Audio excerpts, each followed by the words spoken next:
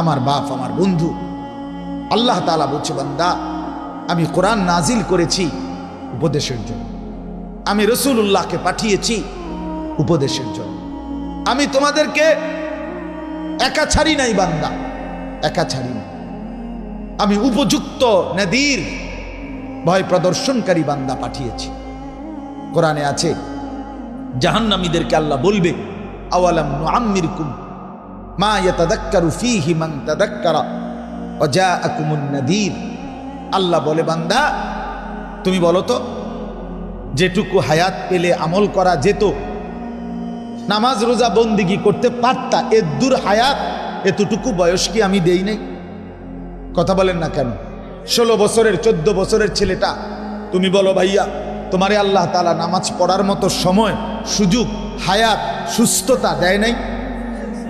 এই মাগরিবের পরে আমি রোজা ছিলাম, ইফতার করছি এক বাসায়, ওই মুরাদ কোম্পানিগঞ্জ। তো আমার অনেক ঘনিষ্ঠ মানুষ হাফেজ এরশাদ, কোম্পানিগঞ্জ মরক বাজার মসজিদের ইমাম, তার বাসায়। তার মা অসুস্থ, আজকে 2 মাস। ওই বেচারি বলছে, হুজুরে আমি আমার একবেলা দাওয়াত খাওয়াইতো, আমি খাইছি ইফতারের পরে। তো পাশেই তার আপন বোন জামাই, উনি সিএনজি অ্যাক্সিডেন্টে ওনার এই বাম পাওটা এখান থেকে একবারে পায়ের গোড়া পর্যন্ত ভেঙে গেছে। এটার মধ্যে প্রায় 12 কেজি ওজনের রড, লোহা, এমনি শিকলের মতো, এটা চারদিকে খাঁচার মতো আর কি, এটা লাগানো। ওনারে বসায় রাখ, ওনার খুব আবদার আমি যেন একটু ওনারে দেখা যাই। এই বেচারা, আমি গেছি, ওনারে সান্ত্বনা দিছি, দোয়া পরে ফু দিয়ে দিছি।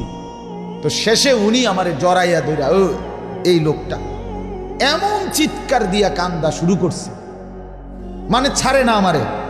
আমি বলতেছি, চাচা ঠিক আছে ঠিক আছে। বেচারা আমারে ছাড়তেছে না, অজরে কাঁদতেছে চিল্লাইয়া। তাই বলে আমার এরকম কাঁদতেছেন কেন? বলতেছে, হুজুর আমি শুধু একটা কারণে আপনার কাছে একটা দোয়াই শুধু চাই। আমি আজকে 8 মাস আল্লাহর ঘর মসজিদে যাইয়া নামাজ পড়তে পারতেছি না।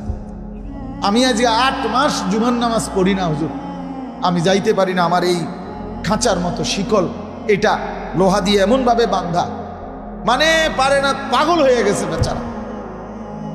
কান্দা কি বেচারা, এই এখন এরপরে আইছি তুমি। মানে আমার কাছে এত আফসোস লাগছে যে আরে এক মুসলমানের অস্থিরতা, আল্লাহ তাআলা তার দিলের মধ্যে কেমন মহব্বত দান করছে নামাজের, বেচারা পাগল।